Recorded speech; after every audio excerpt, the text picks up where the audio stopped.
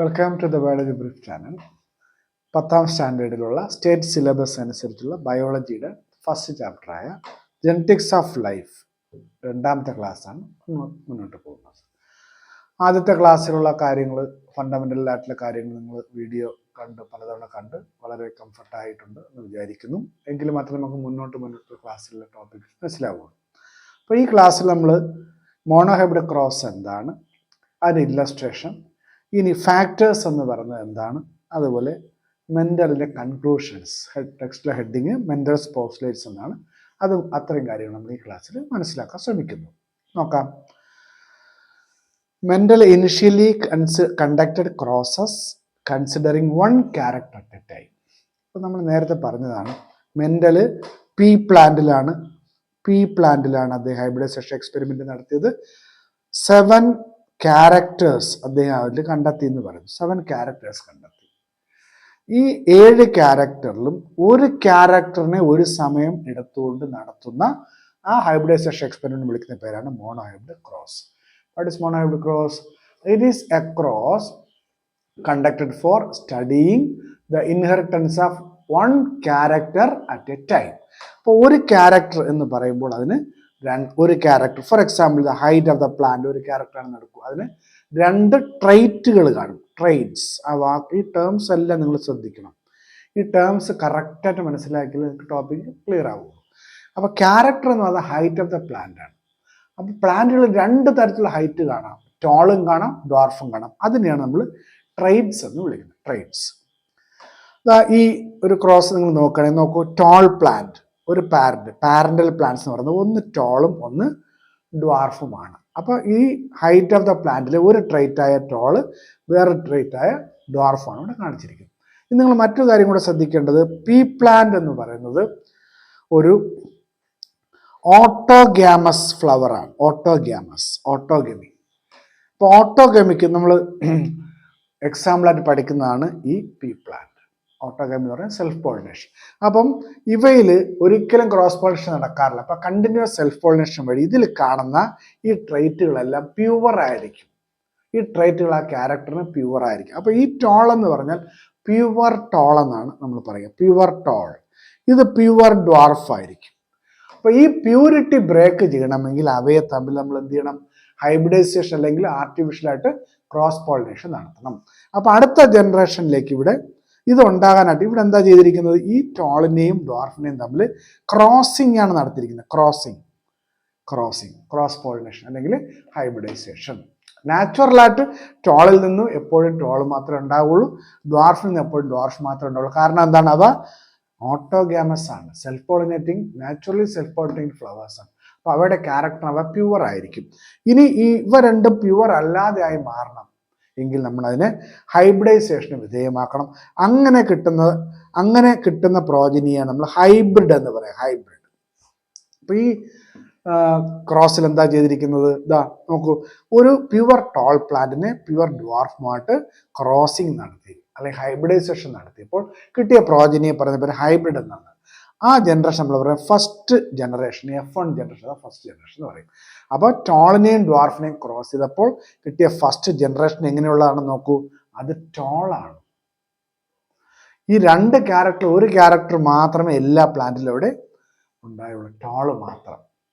അപ്പോൾ Gregor Mendel നോക്കൂ, അദ്ദേഹത്തിന്റെ ഹൈബ്രിഡൈസേഷൻ എക്സ്പെരിമെന്റ് തുടങ്ങുന്നത് 1856-ലാണ്. അന്നത്തെ അറിവ് വളരെ വളരെ പരിമിതമായ അറിവാണ്. ആ അറിവ് വെച്ചുകൊണ്ടാണ് ഗ്രിഗർ മെൻഡൽ തന്റെ എക്സ്പെരിമെന്റായിട്ട് മുന്നോട്ട് പോകുന്നത്. അപ്പോൾ അദ്ദേഹത്തിന് ഈ ഡ്വാർഫ് എവിടെ പോയി? അദ്ദേഹത്തിന്റെ മനസ്സിലുണ്ടായ ചോദ്യമാണ്, ഈ ഡ്വാർഫ് എവിടെ പോയി? ടോള് മാത്രമേ F1-ൽ കാണുന്നുള്ളൂ. അങ്ങനെ Mendel hypothesised that there must be certain factors within the seed that control traits. സീഡിനുള്ളിൽ ചില ഫാക്ടേഴ്സ് ഉണ്ട്. ആ ഫാക്ടേഴ്സാണ് അതിൻ്റെ ട്രൈറ്റുകളെ കൺട്രോൾ ചെയ്യുന്നതെന്ന് മെൻഡൽ വിശ്വസിച്ചിരുന്നു.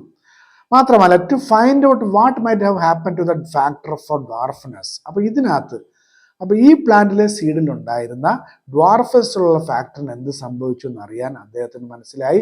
അവയെ സെൽഫിങ് നടത്തിയാലേ പറ്റുള്ളൂ. അപ്പോൾ ഇവയെ സെൽഫിങ് നടത്തുമ്പോൾ ഇതിനകത്തുള്ള ഡ്വാർഫ്നെസ്സിന്റെ ട്രൈറ്റിന് എന്ത് സംഭവിച്ചു എന്നുള്ളത് മനസ്സിലാക്കാം.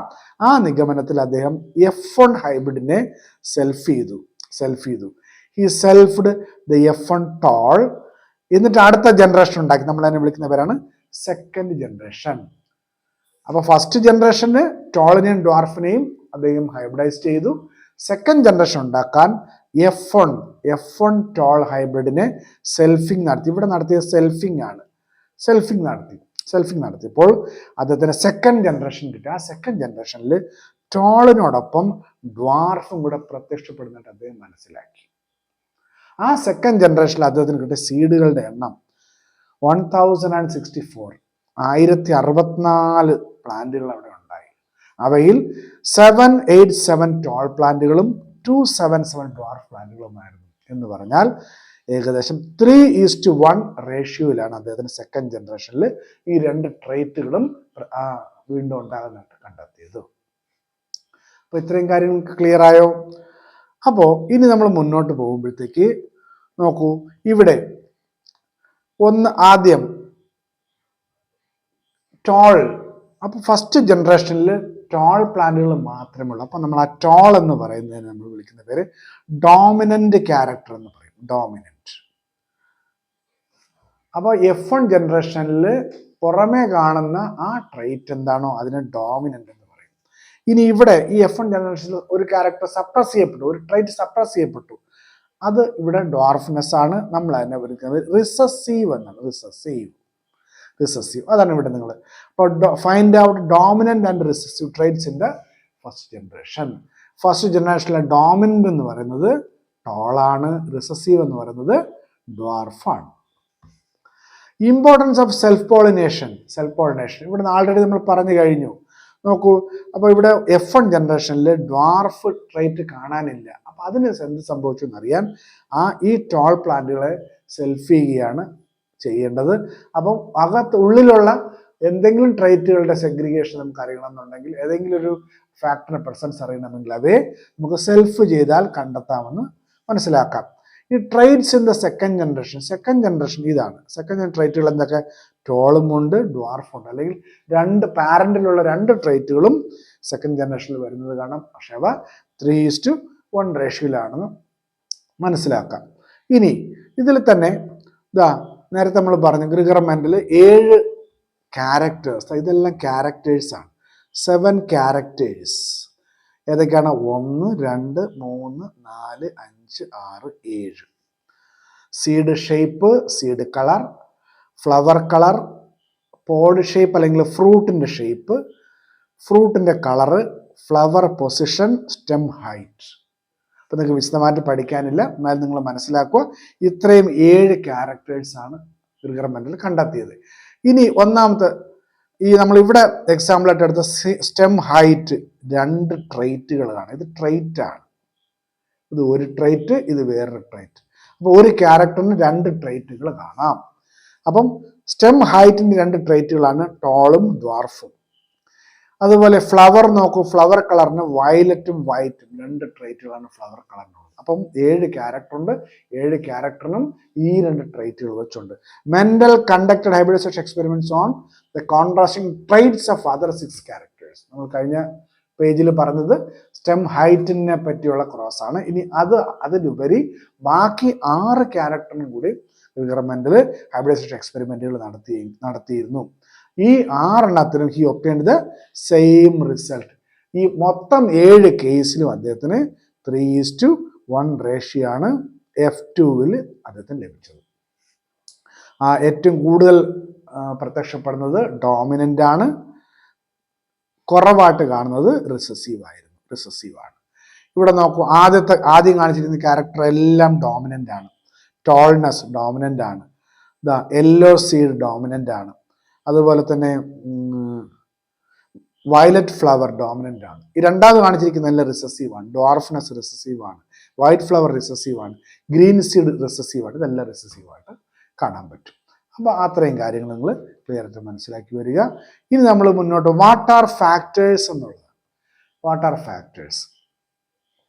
അപ്പോൾ നമുക്കറിയാം ഫാക്ടേഴ്സ് എന്ന് പറയുന്നത് ഗ്രിഗർ മെന്റൽ പാരന്റിൽ നിന്നും ഓസ്പ്രിങ്ങിലേക്ക് ക്യാരക്ടേഴ്സിനെ സെഗ്രിഗേറ്റ് ചെയ്യാൻ സഹായിക്കുന്ന ആ ഫിസിക്കൽ എൻറ്റിറ്റിയാണ് ഫാക്ടർ എന്ന് ഗ്രിഗർ മെന്റൽ പറഞ്ഞത്. Gregor Mendel hypothesised that characters from parents are passed on to offspring through certain factors that are transmitted through gametes. ഗ്യാമേറ്റിൽ കൂടിയാണ് ഈ ഫാക്ടേഴ്സ് ട്രാൻസ്മിറ്റ് ചെയ്യുന്നതെന്ന് അദ്ദേഹം മനസ്സിലാക്കി. ഇപ്പോൾ ഉദാഹരണത്തിന് ടോൾ പ്ലാന്റ് ഉണ്ട്, ഡ്വാർഫ് പ്ലാന്റ് ഉണ്ടെന്ന് വിചാരിക്കുക. ഇനി ഇതിൽ തന്നെ ഡ്വാർഫ് പ്ലാന്റ് ഉണ്ട്. നമുക്ക് മുന്നോട്ട് വരാം. ഈ രണ്ട് ട്രൈറ്റുകളാണ് കാണുന്നത്. It was only after Mendel's period that these factors were discovered to be genes that are located in chromosomes in the nucleus. മെൻഡലിനെ കണ്ടുപിടുത്തതിന് ശേഷമാണ് ഈ ഫാക്ടേഴ്സ് ജീൻസ് ആണെന്ന് കണ്ടെത്തുകയും ആ ജീനുകൾ സെല്ലിനകത്തുള്ള ക്രോമസോമിലാണ് ഇരിക്കുന്നതെന്ന് കണ്ടെത്തിയത് പിന്നീടാണ്. ഇനി a gene that determines a character can have different forms. ഒരു ജീനിന് പല ഫോമുകൾ കാണാം, ഓൾട്ടർനേറ്റീവ് ഫോംസ് കാണാം. സാധാരണ ഒരു ജീനിന് രണ്ട് ഫോംസ് ആണുള്ളത്. One gene two alternative forms. ഈ ഓൾട്ടർനേറ്റീവ് ഫോംസിനെ വിളിക്കുന്ന പേരാണ് അലീൽസ്. ഇനി ഫ്ലവർ, അതായത് ഹൈറ്റ് ഓഫ് പ്ലാന്റ് എന്ന് പറയുന്ന ആ ക്യാരക്ടറിനെ കൺട്രോൾ ചെയ്യുന്ന രണ്ട് ഫാക്ടേഴ്സ് ഏതൊക്കെയാണ്? ക്യാപിറ്റൽ ടിയും സ്മോൾ ടിയും. രണ്ട് വ്യത്യസ്ത ഫാക്ടേഴ്സ്. അപ്പോൾ ഹൈറ്റ് ഓഫ് ദ പ്ലാന്റിനെ കൺട്രോൾ ചെയ്യുന്ന രണ്ട് ഓൾട്ടർനേറ്റീവ് ഫോംസ് ആണ് ക്യാപിറ്റൽ ടിയും സ്മോൾ ടിയും. ഈ ക്യാപിറ്റൽ ടിയും സ്മോൾ ടിയും നമ്മൾ വിളിക്കുന്ന പേരാണ് അലീൽസ് എന്ന് വിളിക്കും. ആ കാര്യം ഇവിടെ പറഞ്ഞിരിക്കുന്നു. അപ്പോൾ അങ്ങനെ നമ്മൾ നോക്കുമ്പോൾ ഞാൻ ആദ്യമേ പറഞ്ഞു, ക്രോസ് തുടങ്ങുമ്പോഴത്തേക്ക് സെൽഫ് പോളിനേഷൻ നടത്തുന്ന ടോൾ പ്ലാന്റും സെൽഫ് പോളിനേഷൻ നടത്തുന്ന ഡ്വാർഫ് പ്ലാന്റും ആണെന്ന് പറഞ്ഞു. അങ്ങനെയാണെങ്കിൽ ഈ ടോള് ക്യാപിറ്റൽ ടി ആയിരിക്കും, ഇത് സ്മോൾ ടി ആയിരിക്കും. ഗിർഗർ മെൻഡൽ അവിടെയും അദ്ദേഹം പറഞ്ഞു ഒരു ക്യാരക്ടറിനെ കൺട്രോൾ ചെയ്യുന്ന രണ്ട് ഫാക്ടേഴ്സ് ഉണ്ടെന്ന് പറഞ്ഞു. രണ്ട് ഫാക്ടേഴ്സ്. കാരണം ഈ രണ്ട് ഫാക്ടേഴ്സിൽ പകുതി അടുത്ത ജനറേഷനിലേക്ക് പോകും. അപ്പോൾ രണ്ട് ഫാക്ടേഴ്സിൽ പകുതി എന്ന് പറയുമ്പോൾ ഒന്ന്. അപ്പോൾ ഒരെണ്ണം അടുത്ത ജനറേഷനിലേക്ക്, ഗ്യാമറ്റ് വഴി അടുത്ത ജനറേഷനിലേക്ക് പോകണമെങ്കിൽ അവിടെ മിനിമം രണ്ട് ഫാക്ടേഴ്സ് വേണം എന്നുള്ള നിഗമനത്തിലാണ് ഗിർഗർ മെൻഡൽ പറഞ്ഞത് each character is controlled by two factors. അപ്പോൾ ടോളിനെ കൺട്രോൾ ചെയ്യുന്ന പ്യുവർ ടോൾ ആയതുകൊണ്ട് ക്യാപിറ്റൽ ടി, ഡ്വാർഫിനെ കൺട്രോൾ ചെയ്യുന്ന പ്യുവർ ക്യാരക്ടർ ആയതുകൊണ്ട് സ്മോൾ ടി അവിടെ കാണാം.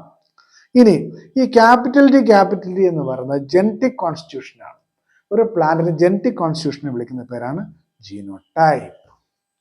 അപ്പോൾ ഒരു ക്യാരക്ടർ എക്സ്പ്രസ് ചെയ്യാൻ അല്ലെങ്കിൽ ഒരു ട്രൈറ്റ് എക്സ്പ്രസ് ചെയ്യാൻ അതിനെ സഹായിക്കുന്ന ജനറ്റിക് കോൺസ്റ്റിറ്റ്യൂഷൻ എന്താണ്? അതിനെ വിളിക്കുന്ന പേര് ജീനോടൈപ്പ് എന്നാണ്. അപ്പോൾ toll plant genotype capital T. ഇനി സ്മോൾ ഡ്വാർഫ് ആണെങ്കിലോ അതിൻ്റെ ജീനോടൈപ്പ് സ്മോൾ ടി ആയിരിക്കും. ഇനി ഈ ജീനോടൈപ്പ് കൊണ്ട് അത് കാണിക്കുന്ന ഫിസിക്കൽ എക്സ്പ്രഷൻ, എക്സ്റ്റേണൽ മാനിഫെസ്റ്റേഷൻ, ഇപ്പോൾ ഒരു പ്രത്യേക ജീനിന്റെ സഹായത്താൽ ആ ഓർഗാനിസം കാണിക്കുന്ന ആ എക്സ്റ്റേണൽ മാനിഫെസ്റ്റേഷനെ വിളിക്കുന്ന പേരാണ് ഫിനോടൈപ്പ്. അപ്പോൾ ഇവിടെ ടോൾനെസ് എന്ന് പറയുന്ന ഒരു ഫിനോടൈപ്പാണ്, ഡ്വാർഫ്നെസ് എന്ന് പറയുന്നത് വേറെ ഫിനോടൈപ്പാണ്. അപ്പോൾ ഒരു ജീവി പുറമേ നമുക്ക് കാണാൻ പറ്റുന്നത് അതിൻ്റെ ഫിനോടൈപ്പാണ്. അങ്ങനെ പുറമേ കാണാൻ പറ്റുന്ന ആ സ്വഭാവത്തിന് കാരണക്കാരനായ ഉള്ളിലുള്ള ജീനുകൾ ഏതാണെന്ന് വെച്ചാൽ അതിനെയാണ് നമ്മൾ ജീനോടൈപ്പ് എന്ന് വിളിക്കുന്നത്. അപ്പോൾ ഈ ടേമുകളൊക്കെ വളരെ പ്രധാനമാണ്. ഇവിടെ നിങ്ങൾക്ക് വ്യക്തമായിട്ട് പറയുന്നുണ്ട്, the observable characteristics of an organism are called phenotype. The genetic constitution responsible for the phenotype are called genotype. വ്യക്തമായി പറയുന്നുണ്ട്. അപ്പോൾ ഈ ഒരു ബോക്സിൽ ഫാക്ടേഴ്സിനെ പറ്റിയുള്ളത് നിങ്ങൾ നന്നായിട്ട് പഠിക്കുക. ധാരാളം ചോദ്യങ്ങൾ വരും. അപ്പോൾ നമ്മൾ ഈ പറഞ്ഞ ഫാക്ടേഴ്സിനെ നമ്മൾ ഈ ക്രോസിലേക്ക് കൊണ്ടുവരും. ഇതാണ് മോണോഹൈബ്രിഡ് ക്രോസിന്റെ ഇല്ലസ്ട്രേഷൻ. അപ്പം നേരത്തെ പറഞ്ഞ ആ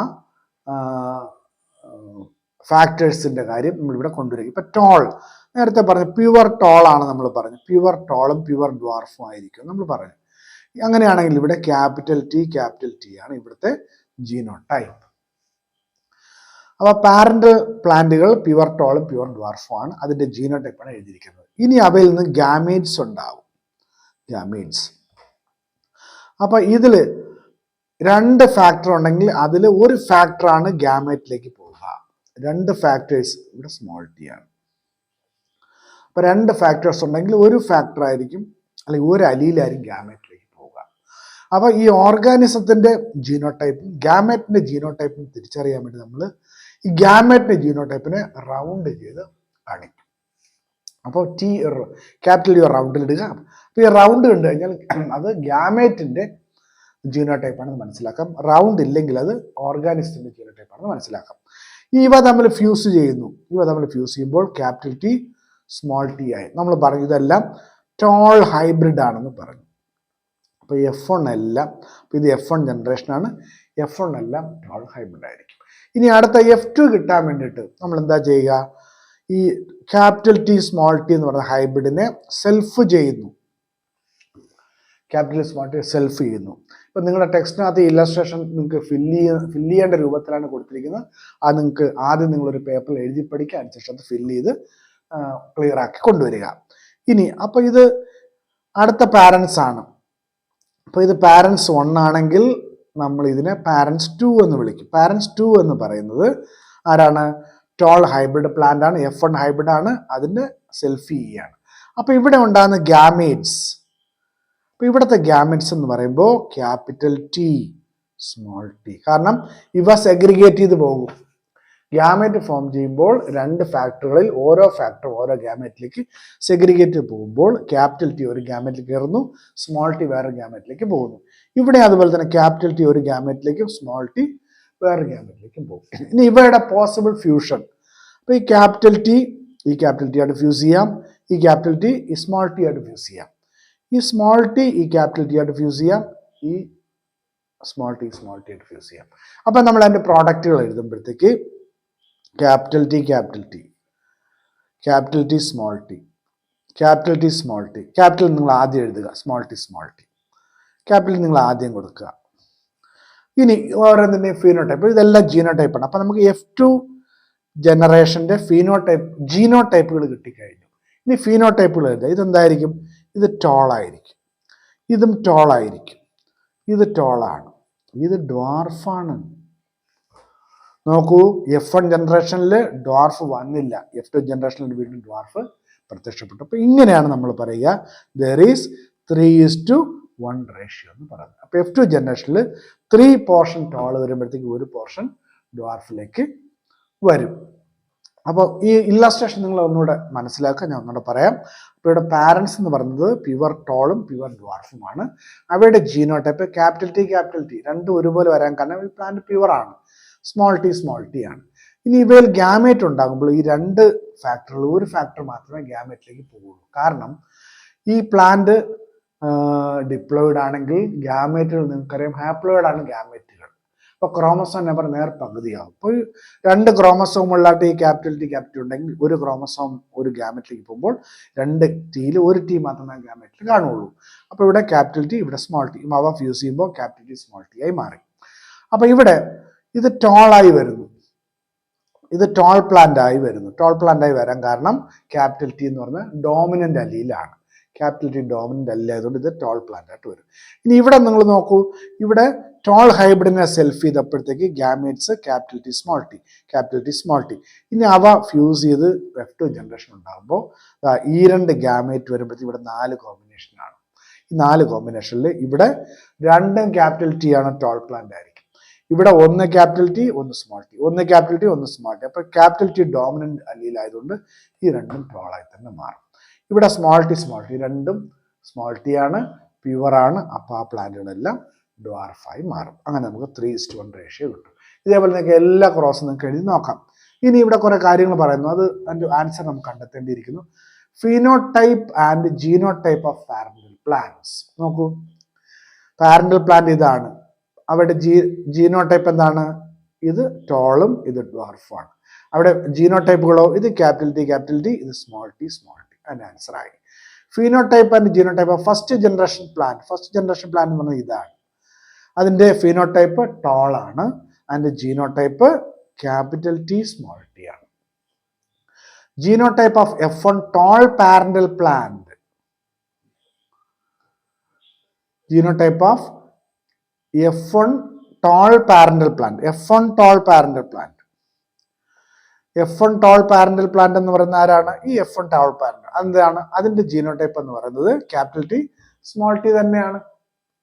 ratio of the traits in the second generation, ഇതാണ് സെക്കൻഡ് ജനറേഷൻ F2 ജനറേഷൻ.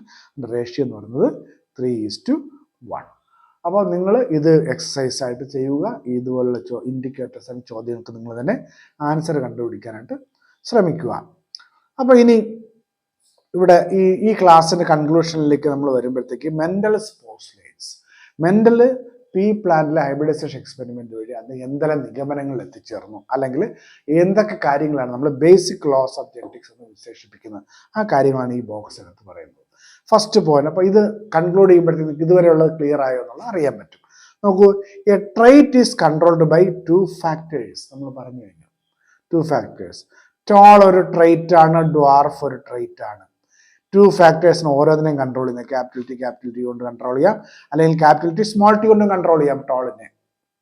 അപ്പൊ ഇത് പ്യുവർ ആണ്, ഇത് ഹൈബ്രിഡ് ആണെന്നുള്ളതേ ഉള്ളൂ. ഇവിടെ ഒരു ജീനോടൈപ്പ് മാത്രമേ കാണുള്ളൂ, സ്മോൾ ടി. അപ്പോൾ ഒരു ട്രൈറ്റിനെ കൺട്രോൾ ചെയ്യുന്ന 2 ഫാക്ടേഴ്സ് ഉണ്ട്, ഇത് ക്ലിയർ ആണ്.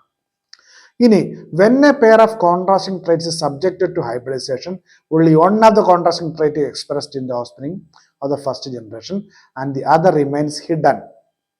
The trait that appears in the first generation is called dominant trait and the hidden trait is called a recessive trait. The trait hidden in the first generation reappears in the second generation. നമ്മൾ കണ്ടു കഴിഞ്ഞതാണ്. അപ്പോൾ ഇവിടെ നോക്കൂ, first ജനറേഷനിൽ toll മാത്രമേ കാണുന്നുള്ളൂ. ഇവിടെ ഹിഡൻ ആരാണ്? ഡ്വാർഫ് അവിടെ ഹിഡൻ ആണ്. അപ്പോൾ നമ്മൾ ടോളിനെ ഡോമിനന്റ് ട്രൈറ്റ് എന്ന് പറയും, ഡ്വാർഫിന് റിസീവ് ട്രൈറ്റ് എന്ന് പറയും. ഇവിടെ ഹിഡൻ ആയിരുന്ന ആ ഡ്വാർഫ്നെസ് അടുത്ത ജനറേഷൻ ആയപ്പോൾ വീണ്ടും ഉണ്ടാകുന്നത് കാണാൻ പറ്റും. അപ്പോൾ ഇവിടെയാണ് ഹിഡൻ ആയിരുന്നത്, വീണ്ടും ഇവിടെ അത് പ്രത്യക്ഷപ്പെടുന്നത് കാണാം. അതാണ് അവിടെ പറഞ്ഞിരിക്കുന്ന പോയിന്റ്. ഇനി when gametes are formed, the factors that determine trait get separated without mixing. അപ്പോൾ ഈ ഒരു പ്ലാന്റിൽ നിന്ന് ഗ്യാമേറ്റ് ഉണ്ടാകുമ്പോൾ സ്മോൾ ടി ഒരു ഗ്യാമറ്റിലേക്ക് പോകും, അവ മിക്സ് ചെയ്യുന്നില്ല. അപ്പം ഈ ഡ്വാർഫ് പ്ലാന്റിൽ സ്മോൾ ടി ഇരിക്കുമ്പോൾ അവ തമ്മിൽ മിക്സ് ചെയ്യുന്നില്ല. അവ മിക്സ് ചെയ്യാത്തതുകൊണ്ട് തന്നെ സ്വതന്ത്രമായിട്ട് അവയ്ക്ക് എന്ത് ചെയ്യാൻ പറ്റുന്നു? ഓരോ ഗ്യാമറ്റിലേക്ക് സെഗ്രിഗേറ്റ് ചെയ്യാൻ പറ്റുന്നു. അപ്പോൾ ഒരു സ്മോൾ ടി ഒരു ഗ്യാമറ്റിൽ, ഒരു സ്മോൾ ടി വേറെ ഗ്യാമറ്റിലേക്ക് പോകും. അതാണ് ഈ സ്റ്റേറ്റ്മെന്റിൽ പറയുന്നത്. The ratio of dominant to recessive traits in the offspring of the second generation is 3:1. അപ്പോൾ ഏത് ക്യാരക്ടർ എടുത്ത് നിങ്ങൾ ചെയ്താലും നിങ്ങൾക്ക് F2-ൽ 3:1 എന്ന് പറയുന്ന ആ റേഷ്യോ തന്നെ ലഭിക്കും. ഇതൊക്കെയാണ് ഗ്രിഗർ മെൻഡൽ പറഞ്ഞു വെച്ച കാര്യങ്ങൾ. ഇനി നമ്മൾ മുന്നോട്ട് പോകുമ്പോൾ മെൻഡൽ പറഞ്ഞ ചില കാര്യങ്ങൾ തെറ്റാണെന്ന് പ്രൂവ് ചെയ്യപ്പെട്ടിട്ടുണ്ട്. കാരണം മെൻഡലിന്റെ കാലയളവ് നിങ്ങൾക്കറിയാം, 1866-ലാണ് അദ്ദേഹം ഈ കാര്യങ്ങളൊക്കെ പറയുന്നത്. അപ്പോൾ അന്നത്തെ പരിമിതമായ അറിവ് വെച്ചാണ് അദ്ദേഹം പറയുന്നത്. അപ്പോൾ അതിൽ നിന്ന് പിന്നീട് ഒരുപാട് വ്യത്യാസങ്ങൾ വന്നു. അതൊക്കെ നമ്മളിനി മുന്നോട്ടുള്ള ക്ലാസ്സുകൾ പഠിക്കും. പക്ഷേ ഇതിനോടൊപ്പം നിങ്ങൾ വേറൊരു കാര്യം കൂടി, ഇവിടെ 2 ക്വസ്റ്റ്യൻ കൂടെ നിങ്ങൾ ടെക്സ്റ്റിൽ തന്നെ കൊടുത്തിരിക്കും, അതുകൂടെ നോക്കി പോവാം. Why was a plant with intermediate height not formed by the combination of tall and dwarf? അപ്പോൾ ടോളും ഡ്വാർഫും കൂടി നിങ്ങൾ ഹൈബ്രിഡൈസ് ചെയ്യുമ്പോഴത്തേക്ക് ഇവിടെ ടോളാണ് കിട്ടുന്നത്. എന്തുകൊണ്ടൊരു ഇന്റർമീഡിയറ്റ് കിട്ടുന്നില്ല? ടോളും അല്ല ഡ്വാർഫും അല്ലാത്ത ഇന്റർമീഡിയറ്റ് പ്ലാന്റ് എന്തുകൊണ്ട് കിട്ടുന്നില്ല? നമുക്കറിയാം, ഈ F1 ടോൾ എന്ന് പറയുന്നത് ക്യാപിറ്റൽ ടി സ്മോൾ ടി ആണ്. ഇവിടെ ഒരു അലീലിൻ്റെ അടുത്ത് വേറൊരു അലീൽ കംപ്ലീറ്റ് ആയിട്ട് ഡോമിനേറ്റ് ചെയ്യുന്നതുകൊണ്ടാണ്. കംപ്ലീറ്റ് ഡോമിനൻസ് നമ്മൾ അതിനെ പറയും. കംപ്ലീറ്റ് സ്മോൾ ടിയുടെ പുറത്ത് ക്യാപിറ്റൽ കംപ്ലീറ്റ് ഡോമിനേറ്റ് ചെയ്യുന്നതുകൊണ്ട് ക്യാപിറ്റൽ ടിയുടെ ഇഫക്റ്റ് ആണ് അവിടെ ഉണ്ടാകുക. ദാറ്റ് ഈസ് ടോൾനെസ് ആണ് ഉണ്ടാവുക. അതുകൊണ്ടാണ് ഇവിടെ ഇന്റർമീഡിയറ്റ് ഇഫക്റ്റ് ഉണ്ടാകാത്തത്. ഇനി has in the character that is not expressed in the first generation appear in the second generation. ഫസ്റ്റ് F1-ൽ വരാത്തത് F2-ൽ വരുന്നുണ്ടോ? നമ്മൾ നേരത്തെ കണ്ടു, ഡ്വാർഫ്നെസ് F1-ൽ വന്നില്ല, F2-ൽ വന്നു. How would that be? എന്തുകൊണ്ടാണ് അങ്ങനെ വരുന്നത്? നോക്കാം, ആ ക്രോസ് നോക്കിയാൽ തന്നെ നിങ്ങൾക്ക് മനസ്സിലാക്കാൻ പറ്റും. ഇവിടെ നോക്കൂ, ഇവിടെ എല്ലാം കംപ്ലീറ്റ് ഡോമിനൻസ് കാരണം എല്ലാം ഇത് പ്യുവർ ആണ്, പ്യുവർ ടോള്. ഇവിടെ ക്യാപിറ്റൽ ടി സ്മോൾ ടി, ഇവിടെ കംപ്ലീറ്റ് ഡോമിനൻസ് കാരണം ടോൾ വരുന്നു. ഇവിടെ നോക്കൂ, നോ ഡോമിനൻസ്, ഇവിടെ ഡോമിനൻസ് ഇല്ല. 2 ഫാക്ടറും റിസസീവ് ആണ്. അവിടെ എന്ത് സംഭവിക്കുന്നു? ഡ്വാർഫ്നെസ് വീണ്ടും വരുന്നു. അപ്പോൾ അതാണ് നമ്മുടെ അടുത്ത ക്വസ്റ്റ്യൻ, ഈ ക്വസ്റ്റ്യൻ്റെ ആൻസർ. ഇങ്ങനെ ഫസ്റ്റ് ജനറേഷനിൽ വരാതെ സെക്കൻഡ് ജനറേഷൻ വരാൻ കാണാം. അവിടെ 2 ഫാക്ടറുകളും ഈ റിസസീവ് അലീലായതുകൊണ്ടാണ് അങ്ങനെ സംഭവിക്കുന്നത്. അപ്പം നിങ്ങൾ ഇത് വീണ്ടും കണ്ട് കൂടുതൽ നിങ്ങൾ ബൈഹാർട്ടാക്കണം ഇതിലെ കൺസെപ്റ്റുകൾ. അപ്പം മുന്നോട്ടുള്ള ക്ലാസ്സുകൾ വളരെ ക്ലിയർ ആയിട്ട് മനസ്സിലാക്കും. Thank you very much.